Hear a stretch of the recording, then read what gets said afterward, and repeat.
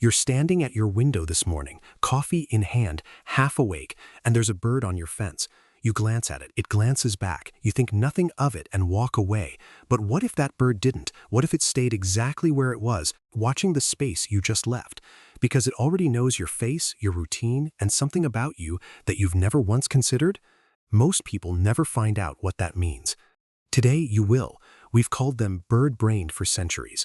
And honestly, it made sense.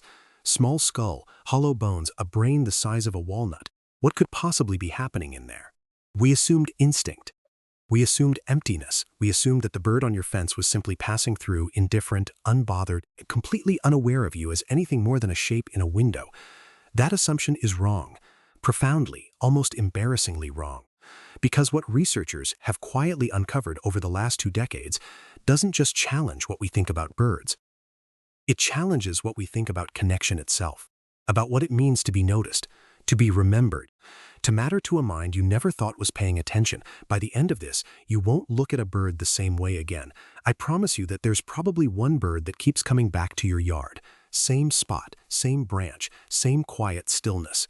You've told yourself it's about the feeder, the seeds, the water, the easy meal. That's the logical explanation. That's what makes sense. But here's what almost no one realizes. Researchers at the University of Washington ran an experiment that should have been impossible. They wore masks, specific, distinct masks, while handling crows. Weeks later, those same crows scolded only the faces they associated with danger, not the other researchers, not strangers, just the ones they remembered. Years passed. The crows didn't forget. They were keeping a record. And here's the part that stays with you. You are in someone's record right now.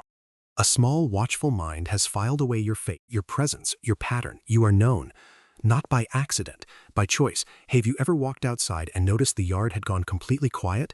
No chirping, no movement, just stillness, the kind that feels almost deliberate. You probably shrugged it off, blamed the heat or the time of day or nothing at all. But that silence wasn't random.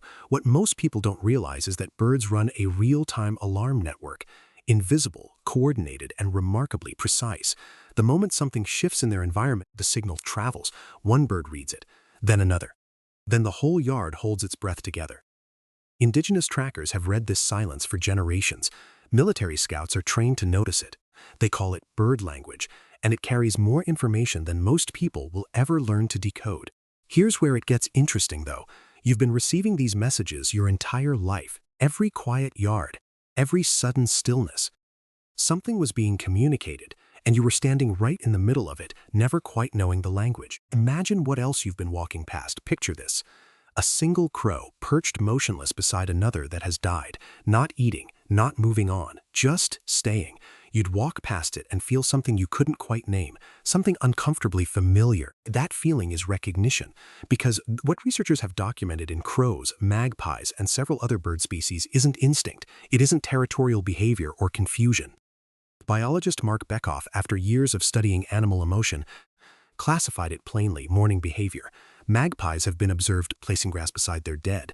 Crows gather in silence around a fallen member of their group, then quietly disperse. No noise, no chaos, just presence and then absence. They hold vigil. And here's what that means for you. Grief is not a flaw in your design. It is not weakness dressed up as emotion. If a crow can stop everything, can go completely still for something it has lost, then your grief is not a burden you need to explain or shrink or apologize for. It is the most alive thing about you. It always has been. There's a girl in Seattle named Gabby Mann. When she was 4 years old, she started leaving food out for the crows in her neighborhood. Small things, scraps, seeds, whatever she had, nothing remarkable. Just a child being kind without expecting anything back. Then the gifts started appearing. A small button, a piece of sea glass, a shiny metal clip, a lost lens cap her mother had been searching for. Left deliberately, carefully, on the edge of the feeder tray. The crows weren't taking anymore, they were returning something. Researchers who studied Gabby's case didn't call it coincidence. They called it reciprocal gift-giving, a behavior that requires memory, intention, and something that looks uncomfortably close to gratitude. But here's what that quietly means for you. You don't have to be extraordinary to be chosen.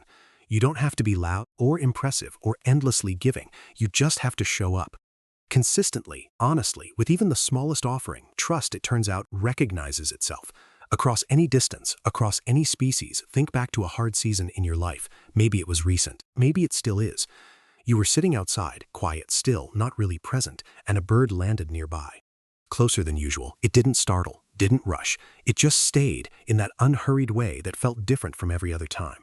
You probably told yourself it meant nothing. But here's where it gets interesting. Birds are extraordinarily sensitive to the emotional atmosphere around them. Researchers studying human-animal interaction have documented how birds respond to shifts in posture, breathing pace, and vocal tone, the exact things that change when a person is carrying something heavy.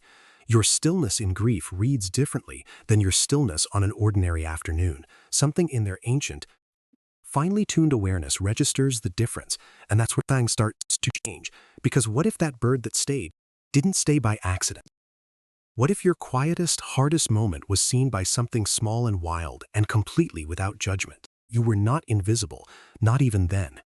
Here's the truth we've been circling this entire time. We called them bird-brained because it was comfortable, because if birds are empty, if they're just feathers and instinct and noise, then we don't have to sit with the harder question. The one that's been quietly waiting underneath everything you just heard. What if they actually see us? Not the version of us we perform for other people, not the polished, composed, together version. The real one. The one that stands at windows half awake, that sits outside during hard seasons, that shows up every morning without knowing if any of it matters, that version.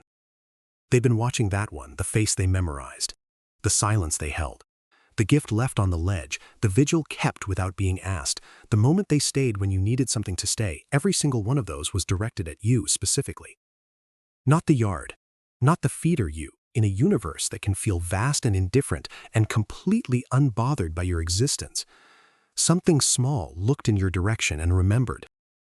That's not nothing, that's everything. So now I want to ask you something. Has a bird ever done something that stopped you? A moment that felt like more than coincidence, that landed somewhere deeper than you expected? Maybe it came during a difficult time. Maybe it was so small you almost dismissed it. Maybe part of you still isn't sure what to make of it. Tell me in the comments. Describe exactly what happened. I read every single one, and some of your stories are more extraordinary than anything research has ever documented. And if this opened something in you, if you're sitting with that quiet feeling right now, the next video goes even deeper. Because some birds don't just watch, they wait.